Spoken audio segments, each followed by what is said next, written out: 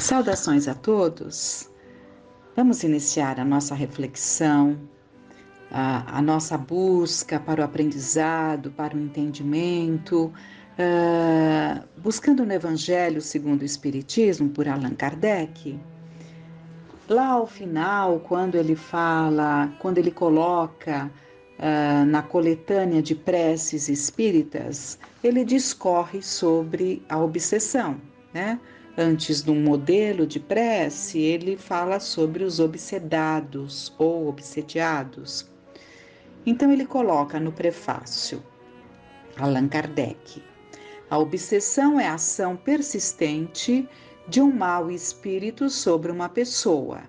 Apresenta características muito diversas, desde a simples influência de ordem moral, sem sinais exteriores perceptíveis, até a completa perturbação do organismo e das faculdades mentais.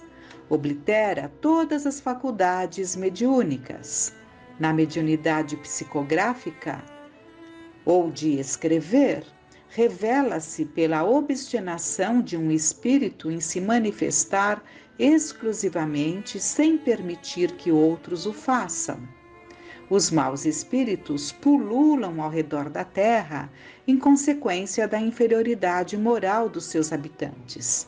Sua ação malfazeja faz parte dos flagelos que a humanidade suporta neste mundo. A obsessão, como as doenças, e como todas as atribulações da vida, deve ser considerada, pois, como uma prova ou uma expiação e aceita nesta condição.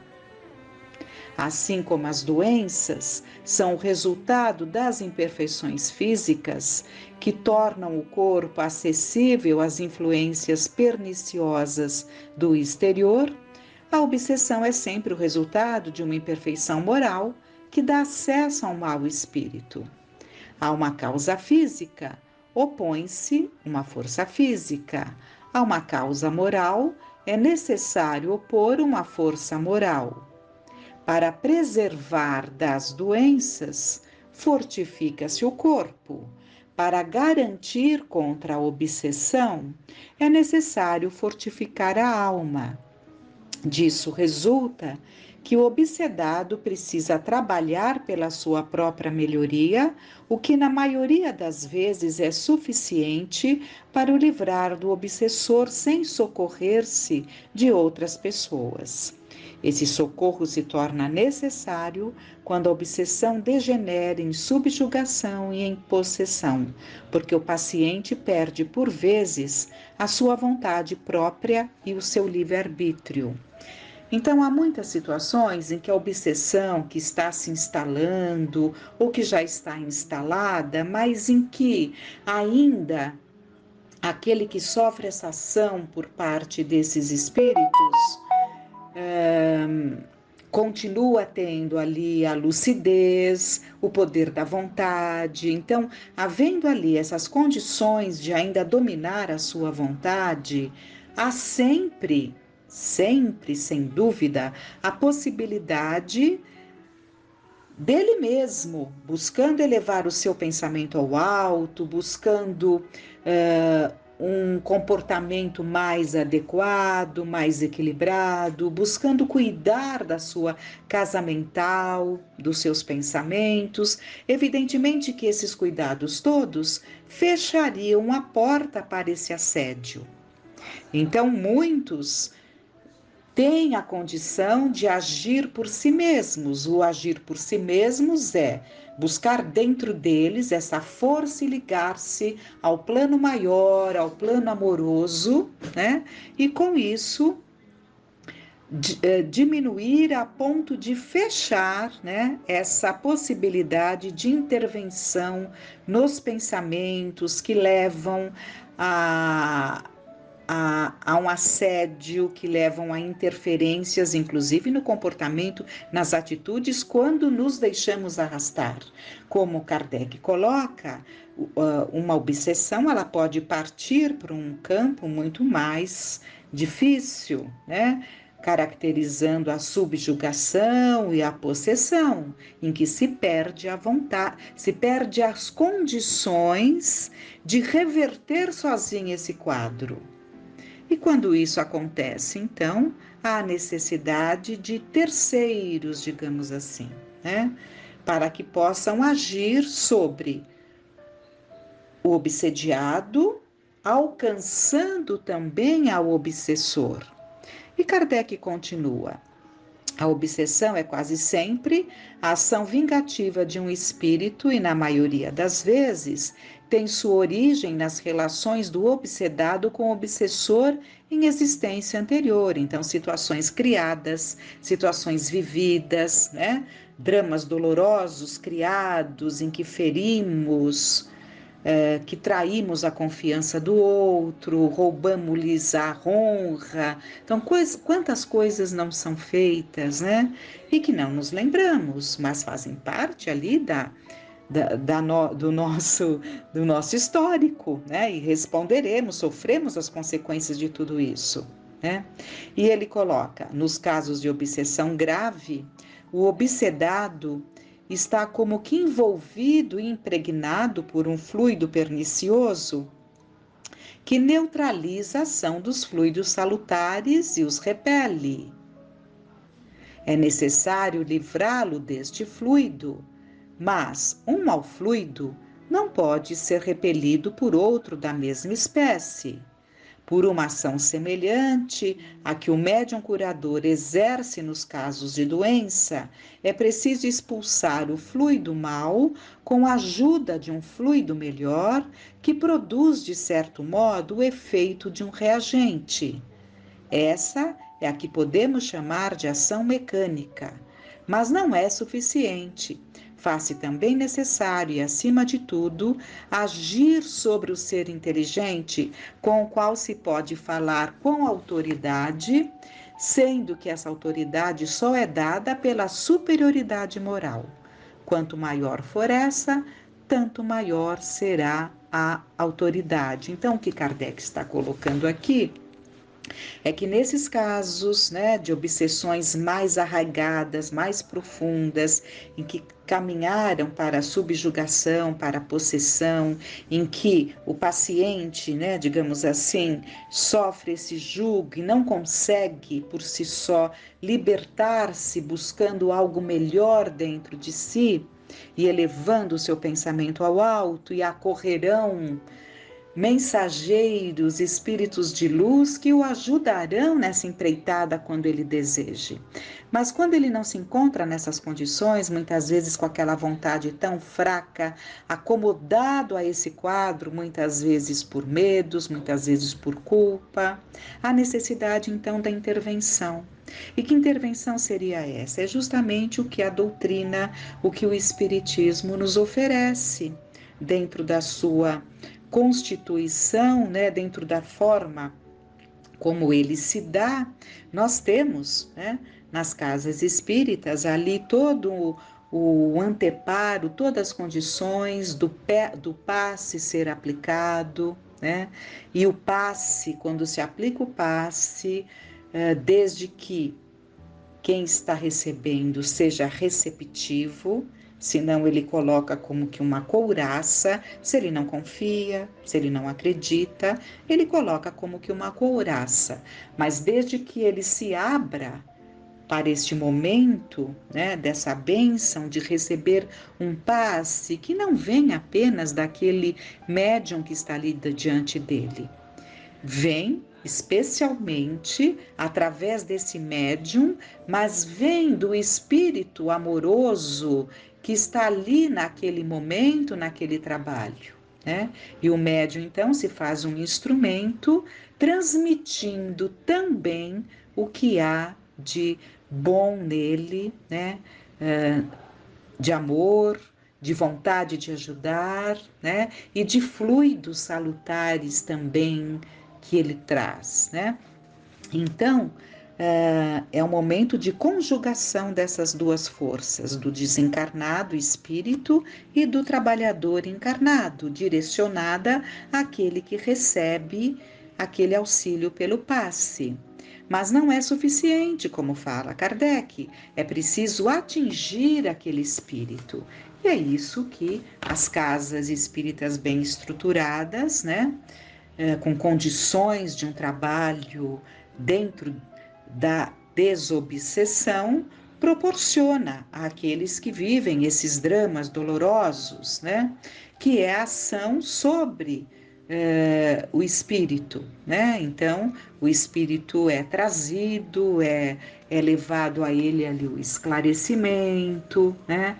Um processo de auxílio que vá aos poucos tirando-o daquele quadro em que ele está obcecado pelo ódio, pelo desejo de vingança, trazendo a ele ali a condição de sentir novas coisas, de perceber novas possibilidades e de começar a ver naquele a quem ele prejudica, vingando-se, já a tentativa da mudança, já a tentativa, a busca de um novo comportamento, né? E para tudo isso, nós precisamos buscar recursos, né? E um dos recursos é a música. A música ajuda a elevar muito o pensamento. Por isso que no Evangelho no Lar nós podemos colocar a música, por isso que em momentos em que vamos meditar, estudar, nós devemos colocar a música. Aliás, devemos colocar sempre a boa música nas nossas vidas, porque ela exerce uma influência imensa sobre o nosso psiquismo e sobre o psiquismo dos espíritos. E o Celso Martins, ele traz uma página que ele fala sobre a música e a doutrina espírita. Então ele conta lá dos tempos idos. Nunca me esqueço da passagem que o irmão Jacob nos relatou no seu livro Voltei, dizendo a certa altura que de regresso ao plano espiritual ele ouviu os acordes maravilhosos de La Gazza Ladra de Rossini. Realmente a abertura dessa ópera é de uma beleza indescritível, como de resto as aberturas das demais óperas de Rossini, das quais a mais conhecida, sem dúvida, é exatamente a intitulada Barbeiro de Sevilha. E o irmão Jacó, Fred Figner, que introduzira no Brasil os discos fonográficos sob a firma da casa Edson, nos encanta dizendo ter se encantado ouvindo a boa música do outro lado da vida. Então ele, ligado ali à boa música, encantou-se. Nesse capítulo do livro Voltei, psicografado pelo Chico, ele encanta-se quando o céu estava todo estrelado, ele adentra aquele santuário e começa essa música maravilhosa que o leva às recordações terrenas. E ele sente imensamente ali a saudade dos seus filhos, da esposa, dos seus afetos, né? E é um momento sublime, ele se emociona com a música, com a boa música que tinha aqui, que temos aqui, e que aqui ele ouvia, né? Porque esses grandes musicistas encarnaram e nos trouxeram essa bênção, que nós, na verdade, estamos longe de dar o devido valor. E o texto continua. Interessante seria dizer que no Rio de Janeiro, durante muitos anos, contando mesmo com a participação do vovô Vitorino, pela Rádio Guanabara do Rio de Janeiro, a PRC8, é tudo coisa muito antiga, era levado ao ar das 19 às 19h30, o programa Seleções Espiritualistas, da UDJ, União dos Discípulos de Jesus, sob a direção do jornalista Nelson Batista de Azevedo.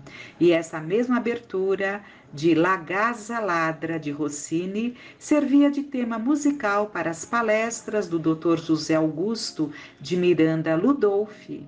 Eu era então muito criança, mas me lembro disso muito bem. E ele continua narrando. Em seu livro O Consolador, escrito pela psicografia de Chico Xavier, O Espírito Emmanuel define a arte como sendo um dos modos esplêndidos de a alma humana se voltar para o infinito e para as coisas belas da vida. E de fato, ouvindo uma música bem feita, ouvindo uma página musical feita com carinho e amor, é para as mais belas coisas da vida, que o nosso coração se volta. Realmente, não há como ter raiva, não há como ter sentimentos inferiores quando permitimos que em nossas casas adentrem essas músicas sublimes. E hoje, então, não precisamos nem dispor financeiramente de CDs, dos long plays antigos. Agora, temos acesso praticamente muitos, né? Temos aí com facilidade o acesso ao YouTube, que nos traz essa maravilha para dentro dos nossos lares, que alcançam os nossos ouvidos. Podemos ver, né? No YouTube podemos projetar as imagens e ver e conseguirmos elevar o nosso padrão vibratório. E com certeza é o que ele acabou de dizer, né? As coisas boas da vida se voltam para nós, nesses momentos sublimes. Então, para as mais belas coisas da vida, que o nosso coração se volta, é para o infinito que o espírito se volve, deixando sentir dentro de seu eu as palpitações do universo. Relatos mediúnicos impressionantes dão conta de como pode a música influir no psiquismo dos espíritos desencarnados, até mesmo naqueles que provocam dolorosas obsessões. Li certa feita uma narrativa desse gênero, se não me engano, é André Luiz quem a conta no livro Ação e Reação. Os mentores espirituais desejavam harmonizar, em nome de Deus, encarnados e desencarnados. Acontece que estes últimos, que são os desencarnados, não queriam de jeito nenhum perdoar antigos desafetos encarnados que em outras vidas lhes causaram terríveis males, chegando a lhes roubar a vida em um lago por afogamento, a fim de ficarem com toda a enorme herança. Só mesmo depois de muito trabalho amoroso, constante e paciente, é que o orientador espiritual consegue uni-los para o bem.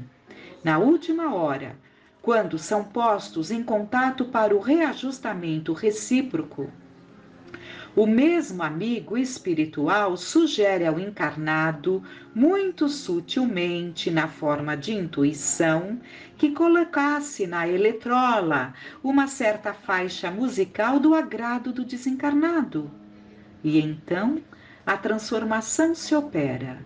O inimigo invisível, ouvindo aquela música que tanto aprecia, cai em convulsivo pranto e deixa de atacar seu algoz que estava nas malhas da matéria. Por quê? Porque ele sai daquele quadro mental obsessivo, persistente, muda a faixa vibratória pela emoção e consegue, né, sentir de outra forma. Quem não se comove, ouvindo a área da quarta corda de Bach? Quem não se comove aos sons de sinos através dos campos de Ketelbey? Acho que é assim que se fala, né? Ketelbey. Quem não se maravilha diante do Paz de Deus de Tchaikovsky? Quem não chega a ter os olhos rasos d'água aos acordes de uma Ave Maria de Gounod? Quem não sente dentro de si algo de estranho, de indefinível, escutando Meditação de Massanet? Clair de Lune de Debussy? Escutando as poloneses de Chopin? São páginas lindas, suaves e eternas, páginas que nos levam e nos elevam ao mais alto de todos os céus da contemplação interior. E o texto continua, mas fica aqui esse chamamento para todos nós colocarmos a boa música em nossas vidas, que nos auxiliará a elevarmos o nosso padrão vibratório, porque não há como pensar no mal, não há como alimentar pensamentos inferiores, trazendo para os nossos lares essas músicas sublimes. Que fiquemos em paz.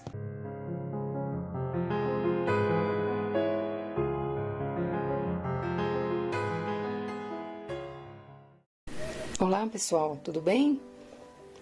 Vamos continuar o nosso estudo do livro Alguém Me Tocou, José Carlos de Luca. Vamos com o capítulo 22, Entrar na Festa. Quando o reino de Deus chegar, não será uma coisa que se possa ver. Ninguém vai dizer, vejam, está aqui ou está ali, porque o reino de Deus está dentro de vocês. É uma frase de Jesus em Lucas 17, 20 a 21. O reino de Deus foi o ponto central da pregação de Jesus. Em quase todas as suas mensagens e parábolas, o mestre se referia às condições necessárias para que o homem pudesse entrar no reino do Pai, dando a entender que o ingresso no reino deveria ser a nossa maior aspiração. Porém, ao longo do tempo, fomos nos perdendo nas interpretações teológicas do que seria este reino celestial, onde estaria e como se apossar dele, muito embora as palavras de Jesus fossem muito claras a respeito dessas questões. Mas parece que o homem gosta de complicar o que é simples, talvez para justificar a sua falta de vontade e determinação de aderir ao plano que Jesus apresentou para que todos, sem distinção, pudessem experimentar as delícias espirituais do reino dos céus.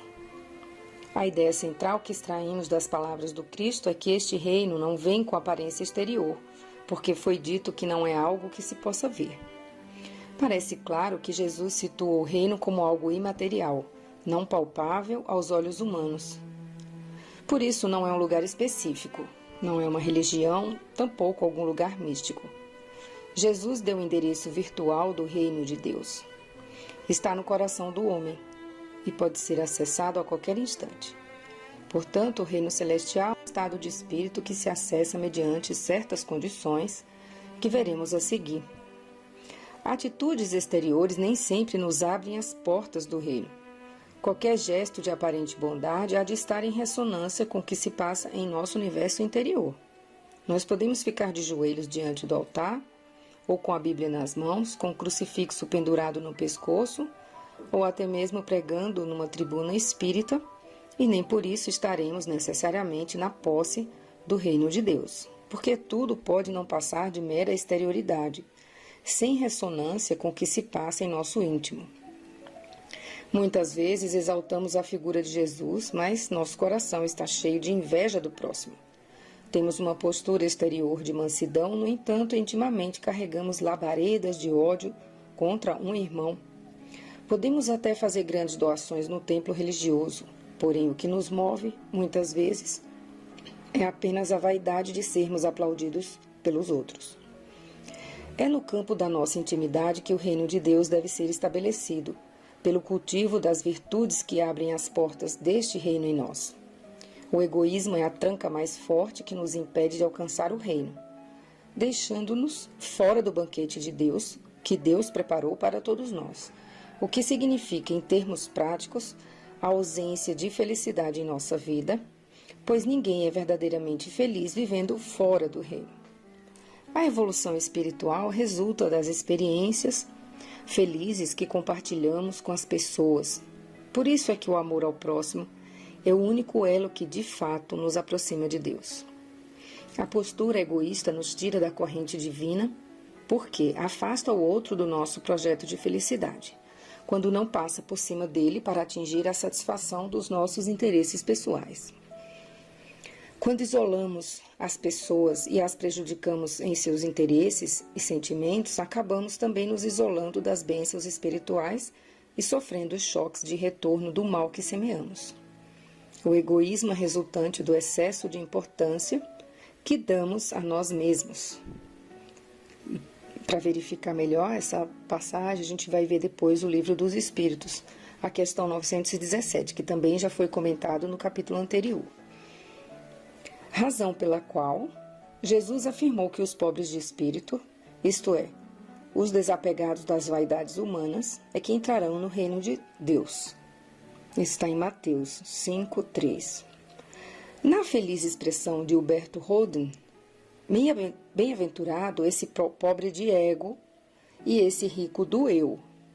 Dele é o reino dos céus. Esse é um livro, O Sermão da Montanha, da editora Martin Claret. Para tocar Jesus é preciso desinflar o orgulho, esvaziar as ilusões de que somos superiores aos outros em razão de nossas posses materiais ou do nosso saber intelectual. É a hipertrofia do ego que nos faz sofrer, que é a causadora da maioria das nossas doenças, pois impede o nosso acesso ao reino, cujas portas somente se abrem com as chaves da simplicidade. As pessoas simples são felizes porque precisam de pouco ou quase nada para se contentar. Em tudo veem beleza e graça, por isso são naturalmente felizes. Já os orgulhosos precisam de muito para se sentirem felizes e geralmente vivem insatisfeitos, porque nenhuma riqueza da terra é suficiente para preencher o vazio que trazem na alma. E assim precisam de mais e mais posses, mais e mais status, mais e mais poder, numa busca infinita. O reino de Deus se abre com as chaves da simplicidade, e nele somente se vive com amor. O reino de Deus é o reino do amor, pois o apóstolo João afirmou que aquele que não ama não conhece a Deus, porquanto Deus é amor. Isso está em 1 João 4:8. Somente a experiência de amar nos propicia a permanência no reino, garantindo-nos a felicidade que nenhum prêmio da terra é capaz de nos dar. Chico Xavier costumava dizer às pessoas que se queixavam de vazio existencial que o que lhes faltava era a alegria que vinha do próximo, dando a entender que o egocentrismo nos retira a experiência mais rica da felicidade, que é fazer alguém feliz. Quando me deparei pela primeira vez com este conceito de que o reino de Deus estava dentro de nós, logo perguntei a mim mesmo o motivo pelo qual o homem vive tão infeliz, se dentro dele Deus colocou tudo o que era preciso para viver bem. A resposta veio em forma de inspiração, mostrando-me que o reino de Deus é um presente que o Pai Celestial colocou em cada um de nós e que, como todo presente, precisa ser utilizado para fazer sentido em nossa vida. Se você ganha um vestido, o presente só fará alguma diferença em sua vida se você usá-lo. Assim são as virtudes do reino de Deus que estão dentro de cada um de nós. Somente nos trarão felicidade se as inserirmos em nossos pensamentos, palavras e atitudes. Este mecanismo de fazer brotar em nós as sementes do reino está bem exemplificado na conhecida oração de São Francisco. Senhor, fazei-me instrumento de vossa paz. Onde houver ódio, que eu leve o amor. Onde houver ofensa, que eu leve o perdão. Onde houver discórdia, que eu leve a união. Onde houver dúvida, que eu leve a fé. Onde houver erro, que eu leve a verdade. Onde houver desespero, que eu leve a esperança. Onde houver tristeza, que eu leve a alegria. Onde houver trevas, que eu leve a luz. Ó Mestre, fazei que eu procure mais consolar que ser consolado, compreender que ser compreendido, amar que ser amado. Pois é dando que se recebe, é perdoando que se é perdoado, e é morrendo que se vive para a vida eterna. São Francisco nos ensina a levar amor aonde houver ódio, isso é, exercitar a virtude do reino de Deus diante daquela situação aflitiva. Mas geralmente, onde há ódio, temos levado mais ódio ainda, e a nossa vida passa a ser um verdadeiro inferno aqui na terra mesmo. Quando formos ofendidos, temos que deixar a semente do perdão brotar, e não dar margem às ervas daninhas da vingança, as quais somente impedirão a felicidade em nossa vida. O Santo de Assis nos mostra quais são as sementes do reino de Deus que precisamos cultivar: amor, perdão, união, fé, verdade, esperança, alegria e compreensão. Quanto mais dermos vazão a esses sentimentos, mais o reino de Deus se expandirá em nós, e o resultado prático disso é mais alegria, mais amor, saúde e felicidade. Os sentimentos de ódio, vingança, descrença, desunião, tristeza, desespero e discórdia nos deixam no reinado do sofrimento. Se a nossa vida está em trevas, Jesus diz que há suficiente luz em nós mesmos para sairmos da escuridão. O reino de Deus está em nós. Olhe para dentro de si mesmo e perceba que você não carece de mais nada para ser feliz, porque o poder de Deus está dentro de você. Você só precisa decidir se vai usá-lo ou continuar sofrendo no reino das trevas. Oração. Divino amigo Jesus, você me convidou a entrar no reino do Pai. Eu não havia me dado conta de que se trata da festa mais importante do mundo. Como me sinto feliz por ter sido convidado. Eu me espanto, porém, que esse convite já me tenha sido feito há mais de 2000 anos e eu ainda esteja do lado de fora, esperando não sei o quê. E olha que você nem exigiu atestado de santidade para entrar no reino. Apenas pediu que estivéssemos vestidos de simplicidade e amor. Meu coração se enche de esperança ao saber que, mesmo carregando imperfeições na alma, eu posso entrar na festa pelas portas da transformação interior. Daqui de fora vejo os convidados que já entraram e posso notar que eles estão felizes. Abraçam-se, respeitam-se e ajudam-se. Parecem crianças brincando. Observo que ninguém é melhor do que ninguém e que os mais iluminados são os que mais servem aos outros. Eu quero entrar nessa festa. Que esse reino venha também a mim. Você me ajuda a entrar? Assim seja. Muito bonito esse capítulo, né? Vamos então aproveitar esses próximos minutos para ler a questão 917 do Livro dos Espíritos. Qual é o meio de se destruir o egoísmo? De todas as imperfeições humanas, a mais difícil de desenraizar é o egoísmo, porque se liga à influência da matéria da qual o homem, ainda muito próximo da sua origem, não pode libertar-se. Tudo concorre para entreter essa influência: suas leis, sua organização social, sua educação.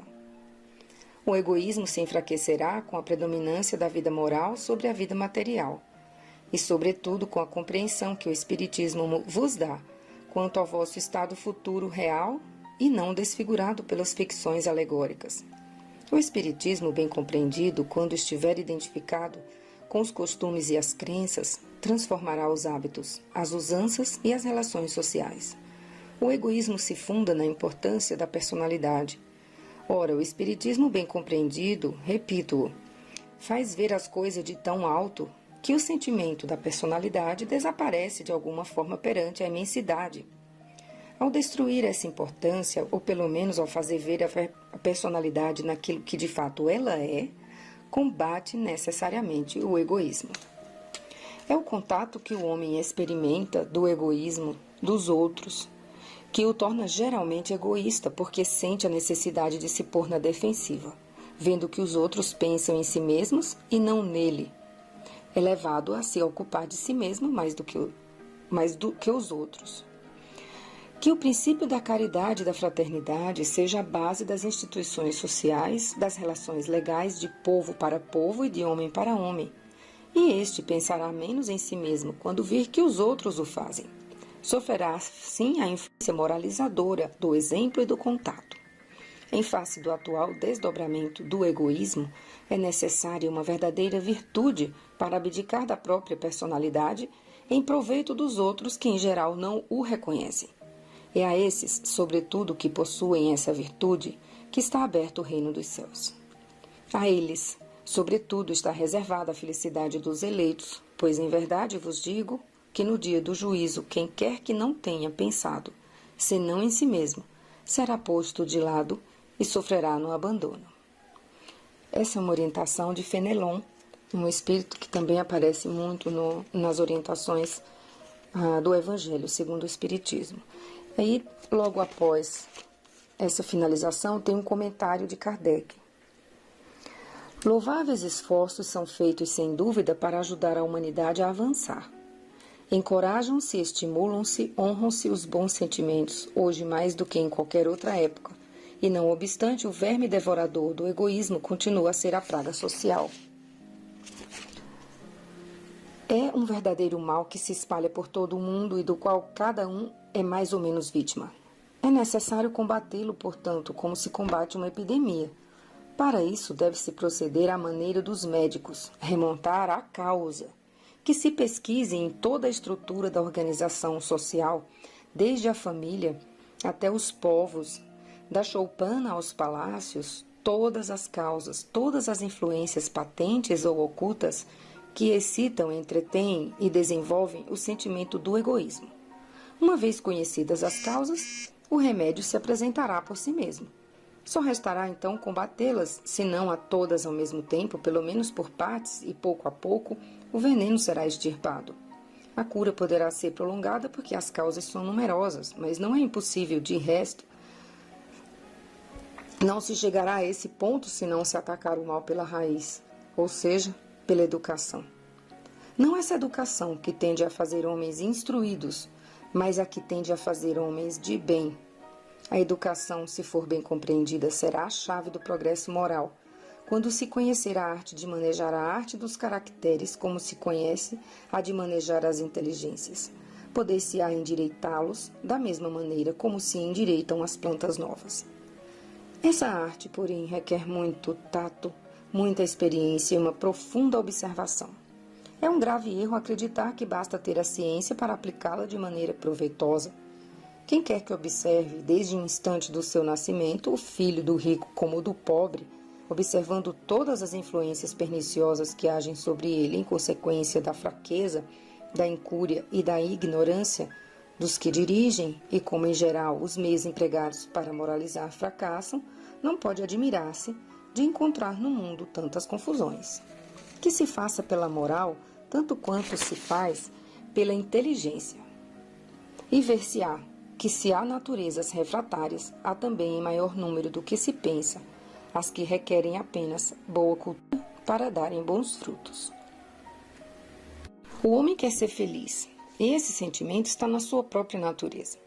Eis porque ele trabalha sem cessar para melhorar sua situação na terra e procura as causas de seus males para os remediar. Quando compreender bem que o egoísmo é uma dessas causas, aquela que engendra o orgulho, a ambição, a cupidez, a inveja, o ódio, o ciúme, dos quais a todo momento ele é vítima, que leva à perturbação a todas as relações sociais, provoca as dissensões, destrói a confiança, obrigando-o a se manter constantemente numa atitude de defesa em face do seu vizinho, e que, enfim, do amigo faz um inimigo, então ele compreenderá também que esse vício é incompatível com a sua própria felicidade. Acrescentaremos que é incompatível com a sua própria segurança. Dessa maneira, quanto mais sofrer, mais sentirá a necessidade de o combater, como combate a peste, os animais daninhos e todos os outros flagelos. A isso será solicitado pelo seu próprio interesse. O egoísmo é a fonte de todos os vícios, como a caridade é a fonte de todas as virtudes. Destruir um e desenvolver a outra deve ser o alvo de todos os esforços do homem se ele deseja assegurar a sua felicidade neste mundo, tanto quanto no futuro. Essa questão é uma verdadeira aula de moral e de civilidade. Vamos reler sempre. Ela se encontra no livro 3º, no capítulo 12, Perfeição Moral, do Livro dos Espíritos, Allan Kardec.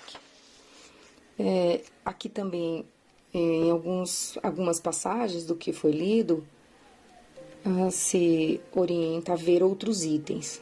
Então, um deles é o 872, 784 e 785.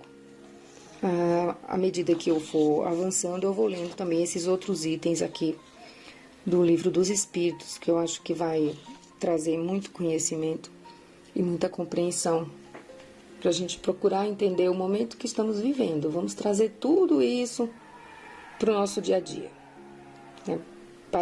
Parecem frases escritas agora, nesse nosso momento. Então, espero que todos possam aproveitar. Uma boa semana a todos.